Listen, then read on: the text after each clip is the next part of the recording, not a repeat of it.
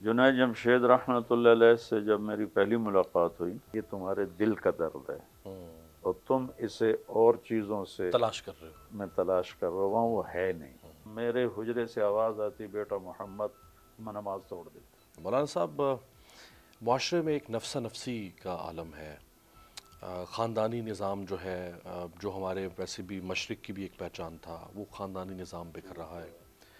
बच्चों और वालिदैन के दरमियान फ़र्क बढ़ता चला जा रहा है। बच्चों की तरबियत जिस तरह होनी चाहिए, आप एक कौम तैयार करते हैं, कौम साजी का अमल है, वो एक बेसम ऐसे सरपट दौड़े जा रहे हैं। पहले हिस्से में हमने बात की कि दौलत, इक़्तिदार, उसके पीछे लोग भाग रहे हैं। बेचैनी है, सुकून नहीं है लोगों की ज़िंदगी में।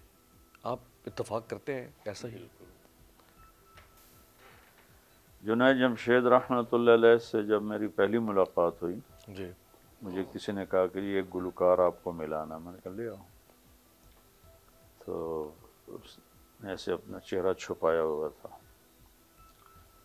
तो तारुफ हुआ। मैंने थोड़ी बात की उससे, मुझे याद नहीं मैंने क्या बात की। तो उसने मेरी बात को रोका, कहा एक सवाल है मेरा। कहा पूछो।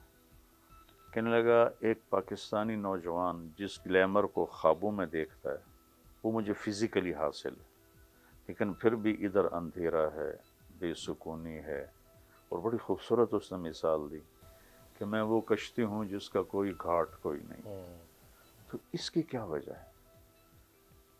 मुझे तो हर नेमत हासिल है, हासिल है हमेशा। तो फिर क्या वजह है?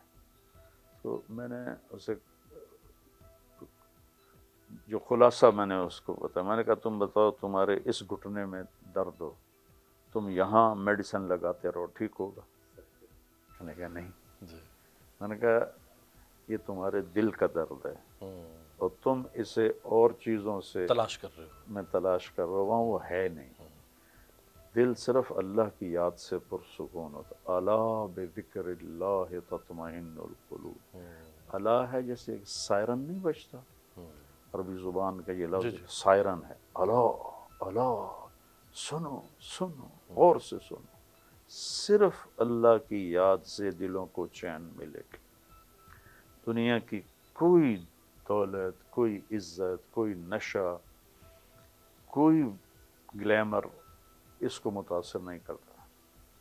यहाँ सिर्फ अल्लाह की याद आएगी तो इसको सुकून मिलेगा। तो मैंने कहा तुम उसको ग्लैमर में तलाश कर रहे हो, है वो अल्लाह की याद है। तो ये हमारी मुलाकात 97 में हुई थी।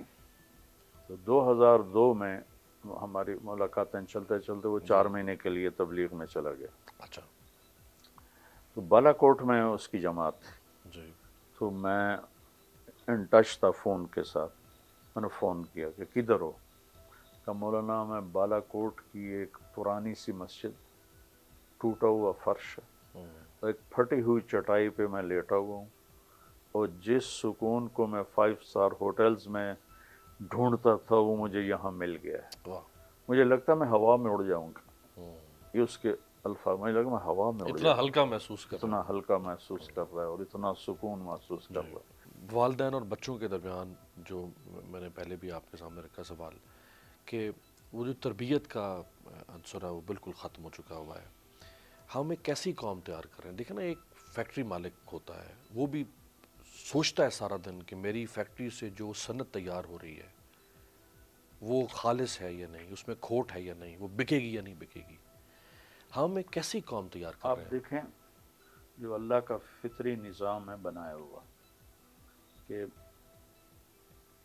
बीवी को अल्लाह ताला ने नस्ल के वजूद में आने का ज़रिया बनाया। जी। तो जब वो माँ बनती है तो उसका दर्जा इतना बुलंद कर दिया कि मेरे नबी ने ख्वाहिश का इजहार किया कि अगर मेरे वालिदैन ज़िंदा होते या कोई एक ज़िंदा होता और मेरी माँ मुझे पुकारती और मैं इशा की नमाज जमात कराने के लिए मुसल्ले पे खड़ा होता और सूरत फातिहा में शुरू कर चुका होता और मेरे हुजरे से आवाज़ आती, बेटा मोहम्मद, मैं नमाज तोड़ देता। ओहो। मैं कहता लब्बैक या उम्मी, ओह। मेरी माँ मैं हाजिर हूँ। फिर फरमाया कि माँ के कदमों तले बाप के कदमों तले क्यों नहीं बताया, माँ के कदमों तले, कि तरबियत का सारा बोझ माँ पर है। वालिद साथ देता है लेकिन उसकी बाहर एक्टिविटीज होती हैं। इसलिए ये महर क्यों होता है? जी। महर किसी की बेटी की कीमत नहीं होती। महर एक अलामत है कि आज के बाद इस लड़की का सारा खर्चा मेरे जिम्मे है, जब तक जिंदगी बाकी है या निकाह बाकी है, ये खर्च मेरे जिम्मे है, ये घर बैठेगी, उसे कमा के ला के देना मेरे जिम्मे। तो इसके जिम्मे क्या है? नस्ल की तरबियत। अब जुल्म देखें वालिदैन का पहले कि 3 साल का बच्चा माँ की गोद मांगता है और उसे ग्रामर स्कूल भेजा जा रहा है, उसे बीकन हाउस भेजा जा रहा है, महंगी महंगी फीसें देकर 3 साल के बच्चे को माँ से जुदा जब किया जाता है तो एक खला पैदा हो जाती है। 7 साल तक तो मेरे नबी ने फरमाया नमाज भी ना कहो, तो 7 साल तक क्या करो? अपनी गोद दो, अपना टाइम दो।